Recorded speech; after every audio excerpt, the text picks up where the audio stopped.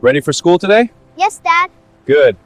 Have a great day. I will. The city of Seoul never truly sleeps.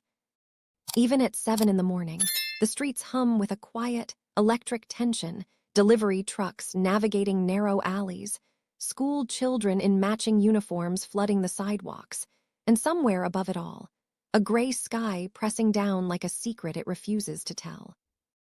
A black SUV, polished, immaculate, moving through traffic the way a shark moves through water with absolute, unquestioned authority.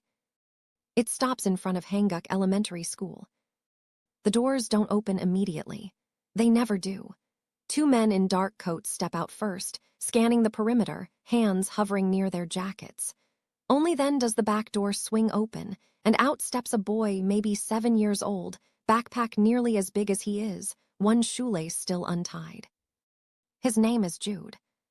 He blinks at the morning light and adjusts his glasses. Small, quiet, a little serious for a boy his age. He turns back toward the car and waits, the way children wait when they're used to waiting. Then the man gets out. Park Hyun-yi doesn't look like a monster. That's the most dangerous thing about him. He's tall, broad-shouldered but lean, dressed in a charcoal suit that costs more than most people's monthly rent. His face is sharp, angular, with the kind of stillness that makes people uncomfortable in meetings and useful in rooms where someone needs to be afraid. He is 41 years old. He has run the most powerful criminal organization in South Korea for the last decade. He crouches down in front of Jude, fixes the shoelace himself, doesn't hand it off to one of his men. He does it himself. "Don't lose your lunch again," he says quietly. "I didn't lose it last time," Jude says. "Someone took it." Hyun-yi looks at him for a long moment. "Did you get it back?" Jude pushes his glasses up. "No. We'll talk about that tonight." He straightens up, gives his son a single nod. That's the Park Hyun-yi version of "I love you, have a good day," and turns toward the car. And that's when he sees her. She's standing near the school entrance, holding a stack of papers against her chest, laughing at something a colleague just said. Her laugh is unguarded, effortless, like she's never had to calculate whether it was safe to laugh in a room. She is beautiful. Not in the way Hyun-yi has been surrounded by beauty his entire adult life. The practiced, curated, carefully presented beauty of women who knew exactly what they were doing and what it cost. This is something different, something that stops him mid-step on a cold Seoul morning, with his engines running and his men waiting and an entire empire demanding his attention. He stops. He actually stops. She glances up just for a second and their eyes meet. She gives him a small, polite smile. The kind a teacher gives a parent, professional, brief. She looks back down at her papers. He stands there for 3 full seconds. His driver clears his throat. Hyun-yi gets in the car. But as the SUV pulls away from the curb, he looks back. Just once. Just long enough to watch her kneel down to tie a small girl's hair ribbon with the same ease and warmth with which she does everything. He faces forward. His jaw is tight. He doesn't know her name yet. He doesn't know that she's about to change everything. Her name is Anna Mercy, 28 years old, originally from Accra, Ghana. She had come to Seoul on a teaching fellowship 3 years ago, intending to stay for 1 year. But Seoul had a way of doing that to people, pulling them in, folding them into its rhythms, making it very hard to leave. She taught 2nd grade. She loved it with a ferocity that surprised even her sometimes. She was not supposed to be in Hyun-yi's world. She existed in a completely different universe, one made of finger-painted butterflies and multiplication charts, and the particular joy of watching a child understand something for the first time. Her world was bright and warm and loud with small voices. His world was none of those things. But the universe has always had a dark sense of humor. The next morning, Hyun-yi was back. He told himself it was because he wanted to speak to the school administration about Jude's lunch situation. Jude had mentioned that a boy in his class had been bothering him. It was a reasonable thing for a father to follow up on. Perfectly reasonable. He wore a different suit, darker. He noticed that and hated himself for noticing. He arrived earlier than usual, before most of the parents, which meant the courtyard was still quiet when Anna walked through the gate. She was carrying 2 tote bags and a thermos of coffee, and she was wearing a yellow cardigan that made no logical sense in his world, but made her look like something from a different, better planet. She saw him before he saw her this time. "Good morning," she said with that same professional warmth. "You're Jude's father, right, Mr. Park?" He was not a man who was ever caught off guard. "Yes," he said. "He's a wonderful boy, very thoughtful, quiet, but he has a lot going on in that head of his." She smiled. "I'm Ms. Anna, his teacher." He looked at her for a moment too long. "I wanted to speak with someone about an incident," he said finally. "Another student, taking Jude's things." Her expression shifted slightly, not alarmed, but attentive. "Come to my classroom before the bell," she said. "We can talk properly." He followed her inside. Because Park Hyeon-yi, who had negotiated with crime lords and police commissioners and men who dealt in human lives, who had never once been nervous in any room, was nervous walking into a second-grade classroom. He didn't show it, but it was there. The classroom was decorated with the children's drawings, animal cutouts, a world map with little flag stickers, a reading corner with a small rainbow rug and a basket of stuffed animals. There was a handwritten sign above the whiteboard that read, "Be kind, be curious, be brave." He stood in the middle of it and felt something he couldn't name. Anna set down her bags, pulled out 2 small chairs, the only chairs in the room, and gestured for him to sit. He looked at the chair. He sat. It took every ounce of dignity he possessed. She didn't laugh, but her eyes were warm with the effort of not laughing, and somehow that was worse and better at the same time. They talked about Jude. She told him things about his son that he didn't know, that Jude was exceptionally bright, that he had started writing little stories during free time, that he was kind to the younger children and always shared his snacks even when he didn't have much. "He talks about you," Anna said. Hyeon-yi stilled. "He says his dad is very strong," she said, "and that you always keep your promises." A pause. "That means a lot to a child, that kind of reliability." He looked at her. There was nothing calculating in her expression, no agenda. She was simply telling him the truth about his son because she thought he should know it. He had never had a conversation quite like this in his life. He left before the bell rang. He thanked her.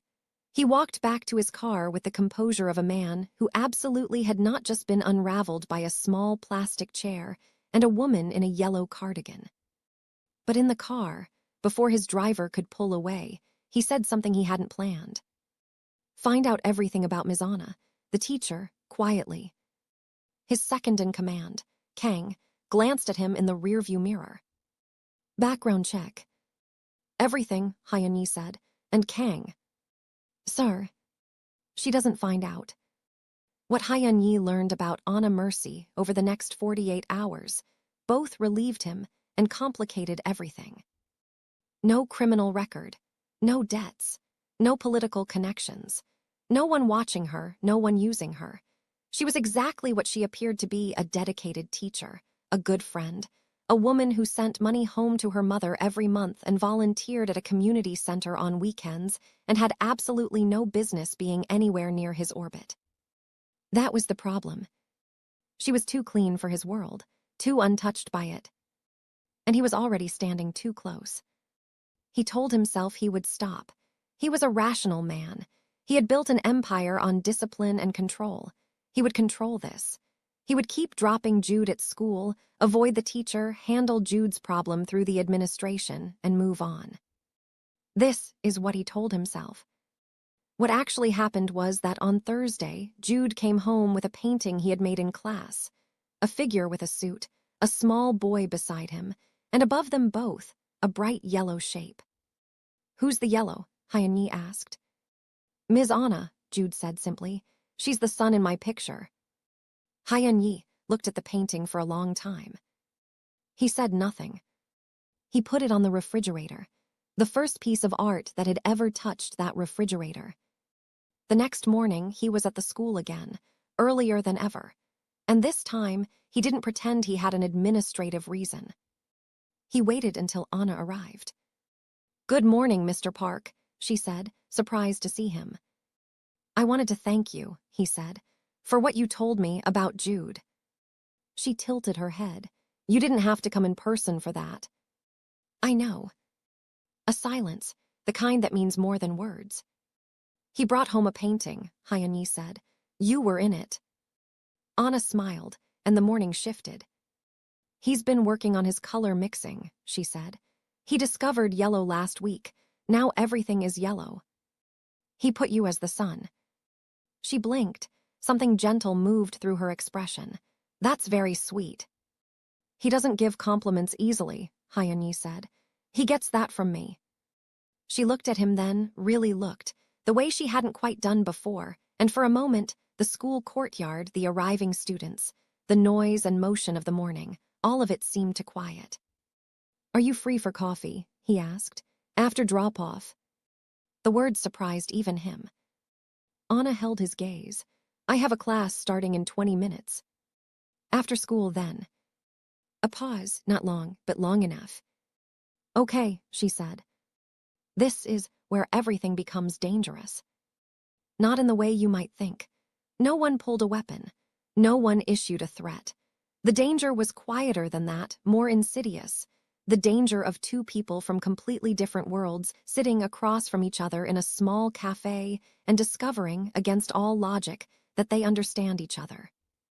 They met at a place around the corner from the school, small, unassuming. Hyeon-yi left his men outside, which he never did. They talked for 2 hours. He didn't tell her what he did. He told her he was in business. She told him she'd always wanted to teach, ever since she was a girl watching her own teacher write on a chalkboard in Accra with a piece of chalk worn down to nothing. "She made every lesson feel like a secret she was sharing only with us," Anna said. "I wanted to be that for children." Hyeon-yi was quiet for a moment.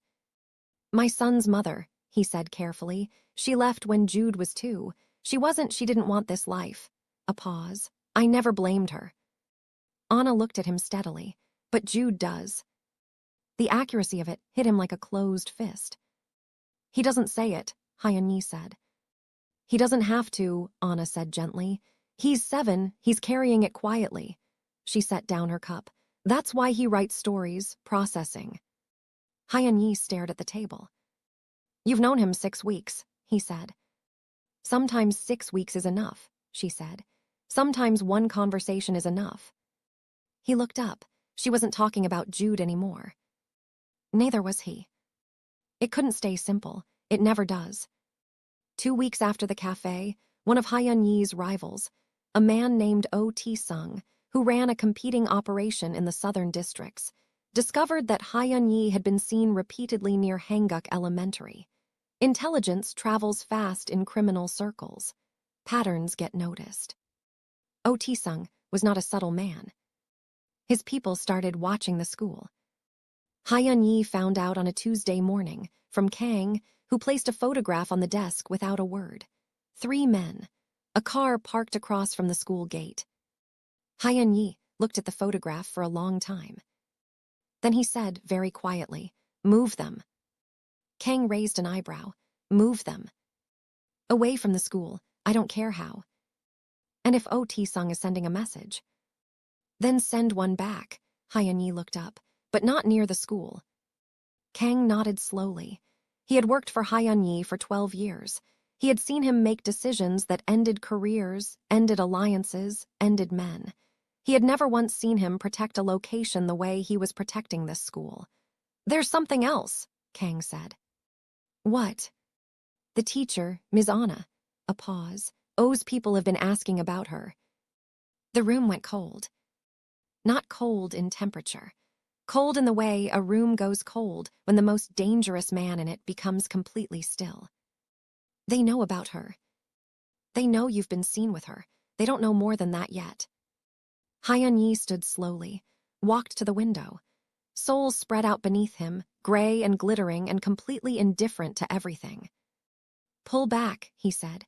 "My visits to the school, I won't go anymore." Kang was quiet. "And increase security on the building. discreetly. She can't know. Sir. She can't know any of this, Kang. His voice was very calm. Any of it. Because Anna didn't know she was already in danger. And Hyun-yi, the man who had just made her safer, had also made himself lonelier than he'd been in years. He stopped coming to school. He sent the driver instead. Jude noticed immediately. Is Appa busy? He asked the driver. He has meetings, the driver said. Jude looked out the window. He always has meetings. Anna noticed too. She told herself it was nothing. Parents fell in and out of involvement all the time. She told herself the 2 hours in the cafe had been pleasant but wasn't anything. She told herself the way he had listened, really listened, like every word she said was being catalogued and kept, was just his personality. She graded papers. She taught lessons. She made Jude laugh in class by doing an impression of a confused penguin that she'd been workshopping for weeks. But on Friday afternoon, when the last child had gone home, she sat at her desk in the quiet classroom and looked at the small yellow sun in the corner of one of Jude's newer paintings. The boy had started leaving her one every week, and she admitted something to herself she'd been arguing against. She had wanted to see him again. The thought frightened her in a way she couldn't quite explain. It came on a Wednesday. Anna was walking to her car after school when a woman appeared beside her. Mid-40s, expensive coat, eyes like a credit risk assessment. Miss Mercy, the woman said. Anna stopped. I'm sorry, do I know you? You know someone I work for, the woman said. Park Hyun-yi. Anna went very still. He doesn't know I'm here, the woman continued. My name isn't important. What's important is that you understand who you're spending time with. She held out a folder. Anna looked at it. She didn't take it. I won't read whatever that is, Anna said. If you have something to say, say it. The woman studied her for a moment. Something like respect flickered across her face and vanished. He runs the park organization, the woman said. You may not know that name. You should look it up. A pause. He is not a businessman, Miss Mercy. He never has been. Anna said nothing. He is a good father, the woman admitted. I'll give him that, and I don't believe he means you harm. But the people around him, she stopped, started again. The world around him has a way of reaching people he cares about, and right now there are people watching you. Anna felt something cold move through her. Why are you telling me this? She asked. Because he won't. The woman tucked the folder back under her arm. He'll protect you and never tell you why. He'll disappear from your life to keep you safe and let you think he simply lost interest. A beat. He did the same thing with the last person she stopped again, straightened. Just be careful, and perhaps look him up. She walked away. Anna stood in the parking lot for a long time. Then she went home and did exactly what the woman said. She was up until 2 in the morning. What she found was not what she wanted to find. Not because it was all dark. It wasn't entirely. It couldn't be. Real people are never entirely anything. But there were articles, insinuations, a financial crimes investigation that had been dropped 3 years ago, photographs of him at events attended by men who were unambiguously terrible. She closed her laptop. She sat in the dark of her apartment and thought about the man who had crouched down on a cold Seoul morning to tie his son's shoelace. The man who had listened to her talk about her teacher, in Accra like it, was the most important story in the world. The man who, when she told him that Jude processed his grief through writing, had looked like someone had handed him a key to a locked room. She thought about Jude, small and quiet and carrying things he didn't have words for yet. She thought about the painting, the yellow sun. And then she thought about the fact that someone had been watching her and she hadn't known. That Hyun-yi had known and said nothing and disappeared to protect her. In the morning, she sent a message through the school's parent communication system, addressed to Jude's father. It said, I know, we should talk. He came. Of course he came. He arrived at the school's side entrance an hour after closing, when the building was quiet and the hallways smelled of chalk and pine cleaner. Anna was waiting in her classroom, sitting on the edge of her desk, arms folded. He stepped inside, and saw her expression and knew immediately. "You were going to just disappear," she said, not accusatory, stating a fact. He said nothing, which was its own answer. "Sit down," she said. He looked at the small chairs. "Please," she added. He sat, and in the absurdity of this enormous, dangerous man folding himself into a child's chair, something in the room softened. "Tell me the truth," she said. "Not all of it. I don't think I need all of it right now, but tell me something true." He looked at her. His hands rested on his knees. His expression was the most unguarded she had ever seen it. "I came to the school that first day," he said, "and I saw you, and I felt something I hadn't felt in a very long time." A pause. "I told myself it was nothing, that I would leave it alone." "But you didn't." "No. Because of Jude." He was quiet for a moment. "Jude is part of it. What you told me about him, I didn't know those things. I thought I knew my son. I know what he eats and what he's afraid of in the dark and which side he sleeps on. But the things you saw," he stopped. "I didn't know he was writing stories. I didn't know what they were for." Anna's expression shifted, just slightly.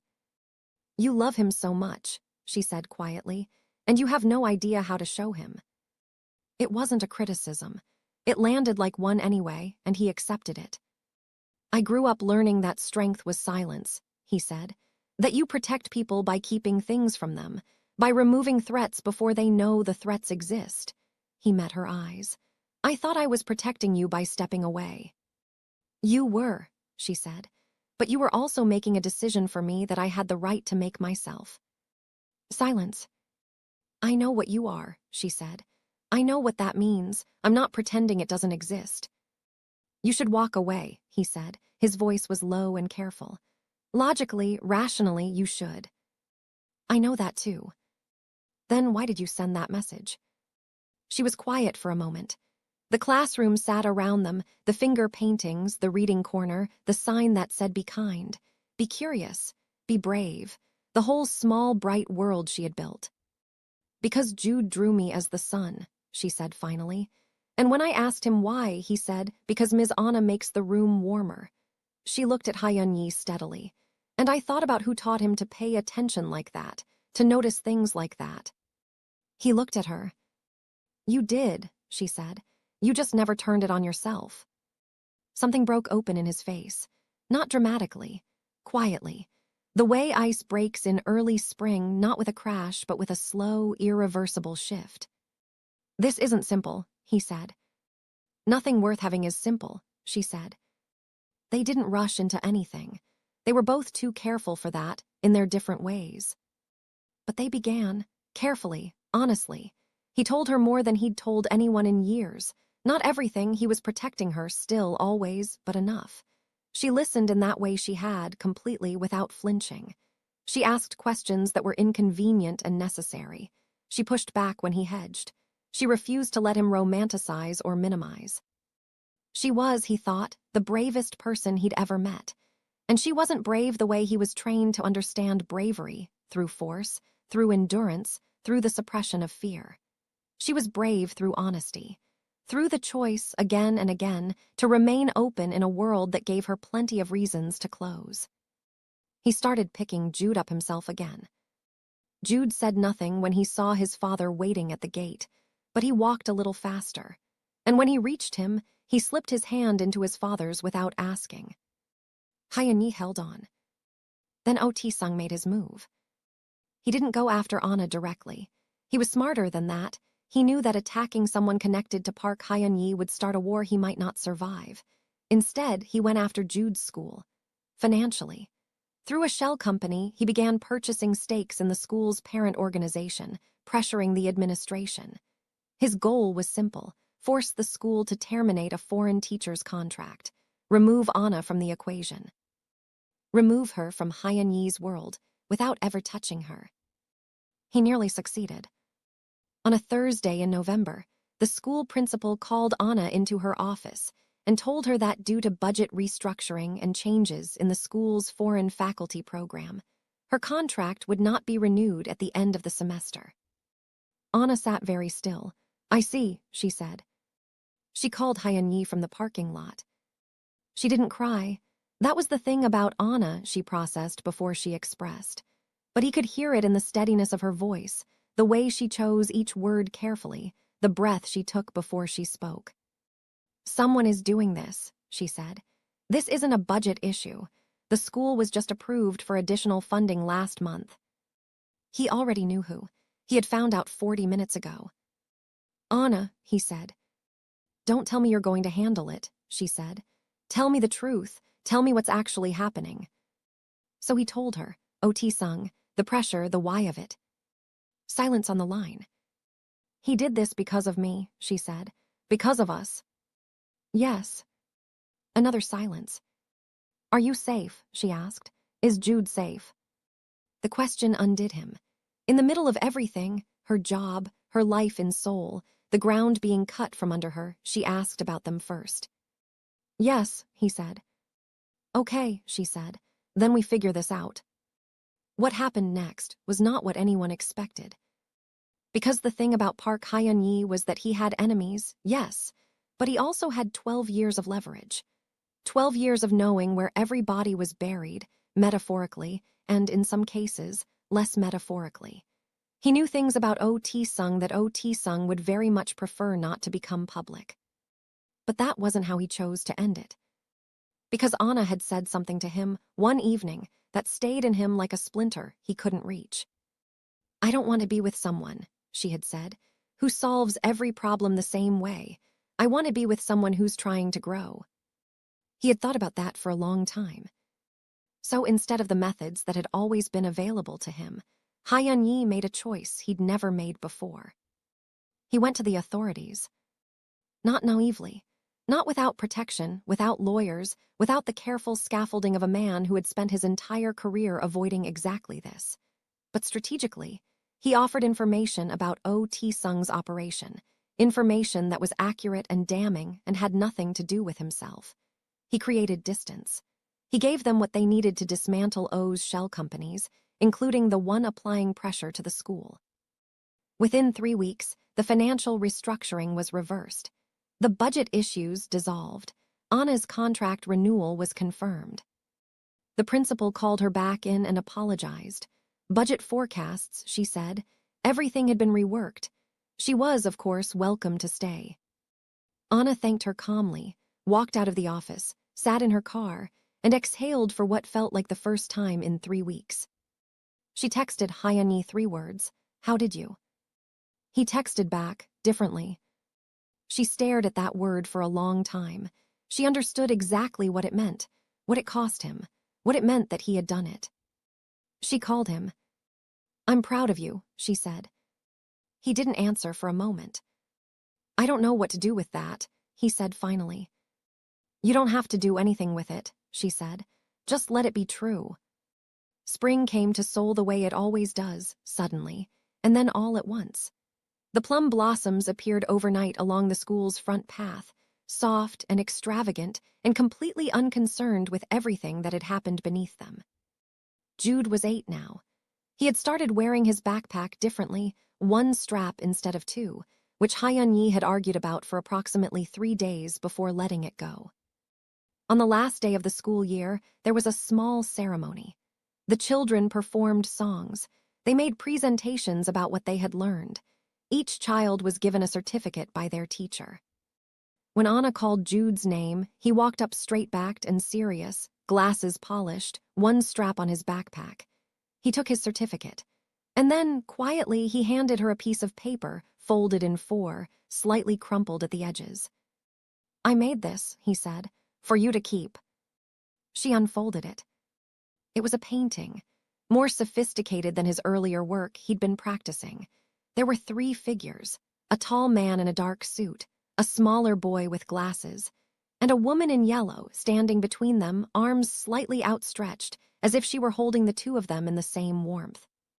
Above all 3 figures, Jude had written in careful, large letters, "MY family." Anna looked up from the painting. Jude had already walked back to his seat, deeply invested in the middle distance. She pressed the painting to her chest for a moment. Then she looked up, toward the back of the room where parents were gathered. Hyun-yi was standing near the door. He'd arrived quietly, as he always did. He was watching her. When she looked at him, he didn't look away. He didn't pretend he hadn't been watching. He simply held her gaze, steady and present and unguarded in a way that had taken him the better part of a year to learn. She smiled at him. He smiled back, small, real, the kind of smile that costs something.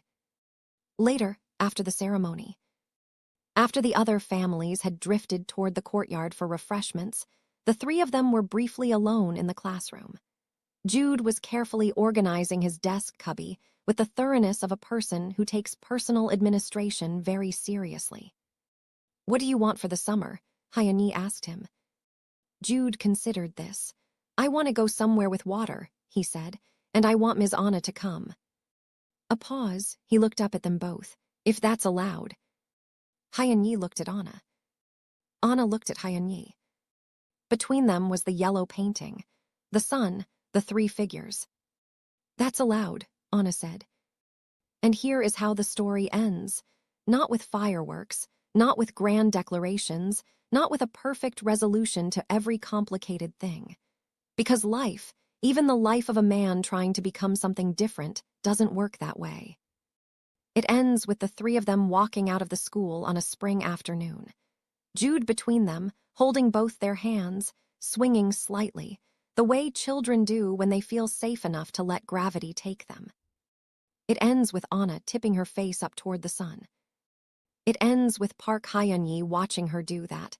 This woman who walked into his world like something that was never supposed to fit, and then made herself essential to it. And feeling, for the first time in longer than he could remember, that the thing he had been most afraid of was not the danger outside. It was the possibility of something real.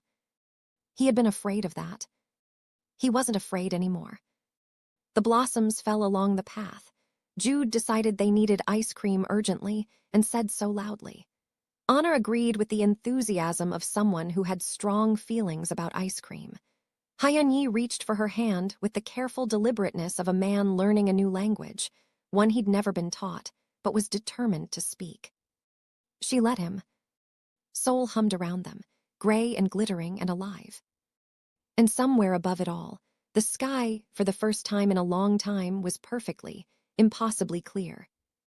If this story moved you, if it stayed with you even a little, drop a comment below and tell me which moment hit hardest. And if you're new here, welcome. We tell stories like this every day. Stories about the places where worlds collide and people surprise themselves. Subscribe, because the next one is already waiting.